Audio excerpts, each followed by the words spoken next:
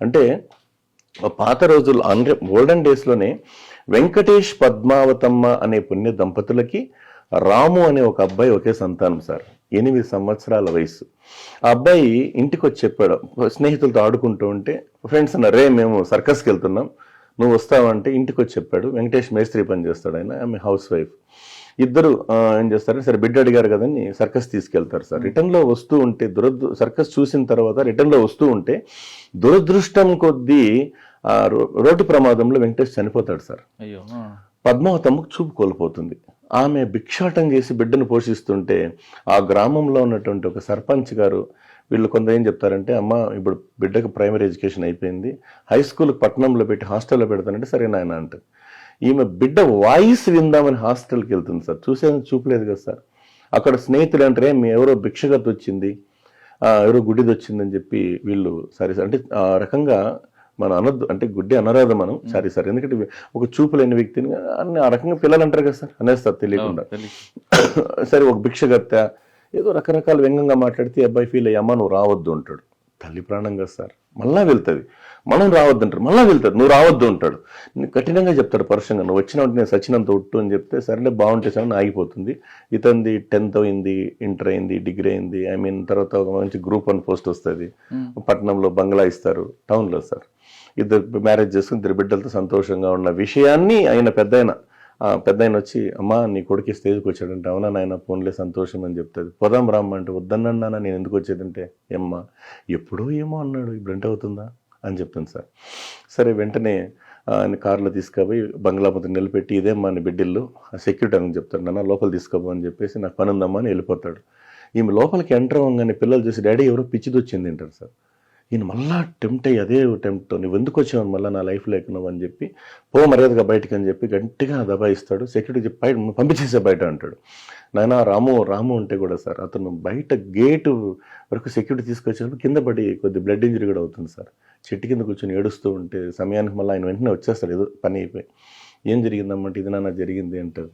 జరిగిన విషయం చెప్తే, నేను కూడా మీ బిడ్డలు అంటే వెళ్ళమ్మా, ఆయన చూడకపోతే ఏమని చెప్పి ఊరికి తీసుకొచ్చి తన గుడిసింట్లో పెట్టి అమ్మకంత అన్నం పెడుతుంటారు సార్. ఆ పెడుతున్న సందర్భంలో ఒకనొక సందర్భంలో ఓల్డ్ స్టూడెంట్స్ మీట్, అల్యూమినిట్ అంటే పాత విద్యార్థుల సమావేశం జరిగినప్పుడు ఒక్కొక్కరు మైక్ తీసుకొని, నా ఎదుగుదలకు కారణం, నేను ఈ స్థాయికి రావడం కారణం మా అమ్మ నాన్నలు, ఇంకొకరు మా అన్నగారు, మా వదిన గారు, నా తమ్ముడు, ఇలా చెప్పుకుంటూ పోతుంటారు. ఈ రాము టర్న్ వస్తుంది, నేను ఎవ్వరి సహకారం లేకుండా నేనే పైకి వచ్చాను స్టేజ్ కంటే క్లాప్స్ మారుమోగిపోతుంటాయి. అప్పుడు సర్పంచ్ గారు, ఆయన పెద్ద ఆయన ఉన్నారు కదా సార్, ఆయనకి బాగా వయసు ఏంటుంది, నాన్న కొంచెం మైక్ ఇస్తామంటారు. తీసుకొని, ఈరోజు నీ ముందర ఒక విషయం చెప్తున్నాను, మీరు ఎవరు సహకారం లేదంటున్నారే, ఆ రోజు నువ్వు సర్కస్కి వెళ్ళాలని ఇంట్లో చెప్పిన క్షణమే నీ తండ్రి వెంకటేష్ గారు పద్మావతమ్మ నేను సర్కస్ చూపించి తీసుకువస్తూ రోడ్డు ప్రమాదంలో నీ తండ్రి చనిపోతే నువ్వు తీవ్రంగా గాయపడ్డావు.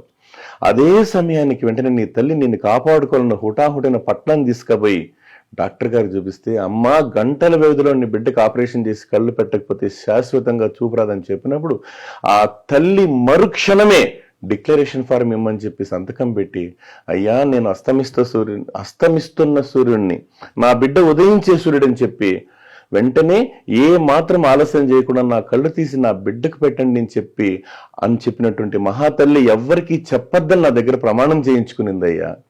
ఆ కళ్ళతో నువ్వు, ఆ మహాతల్లి కళ్ళతో నువ్వు ప్రపంచాన్ని చూస్తున్నావు, ఈ స్టేజ్కి వచ్చినావు రాము, అది విషయం నీకు చెప్పబోతున్నాను నాన్న, ఇది విషయము, అమ్మా నన్ను క్షమించు పద్మావతమ్మ అనే లోపల సార్ కన్నీటి పర్యంతమైన ఆ రాము అనే వ్యక్తి నా అమ్మా నన్ను క్షమించని చెప్పి ఆగా మేఘాల మీద మనసులో అనుకుంటూ శరవేగంగా గ్రామానికి వచ్చి ఆ గుడిసింట్లో అడుగు పెట్టే లోపల ఎముకల గూడుతో ఉన్న ఆ తల్లి సార్ అప్పటికి కూడా చివరి క్షణం నుంచి రాము రాము రాము నాన్న జాగ్రత్త అని ఏదో అనుకుంటూ మనసులో అనుకుంటుంటుంది. అమ్మా నన్ను క్షమించని చెప్పి కాళ్ళ మీద పడి కన్నీటి బొట్టు వదిలే లోపల ఆ మహాతల్లి, ఆ మాతృమూర్తి లోకం వదిలి వెళ్ళిపోయిందంట సార్. ఎందుకంటే సార్, బతికున్నప్పుడే పిడికిడి మెతుకులు పెట్టకపోతే ఇంక చచ్చినాక సమాధులు కట్టేం ప్రయోజనం సార్. అంటే హార్ట్ టచింగ్గా నేను మా గురువుగారు చెప్పింది అంటే తెలియపరచాలనిపించింది. ఎవరైనా నేను చెప్పేది ఒకటే సార్, ఎప్పుడు కూడా కానీ మనకు తను చనిపోతూ కూడా సార్, తను చనిపోతూ కూడా మనం డెలివరీ టైంలో చెప్తారు కదా సార్, నేను పోయినా సరే నా బిడ్డ బతకాలనేటువంటి ఆ తల్లి ప్రేమని మనం ఎన్ని జన్మలు ఇచ్చినా రుణం తీర్చుకోలేం కదా సార్.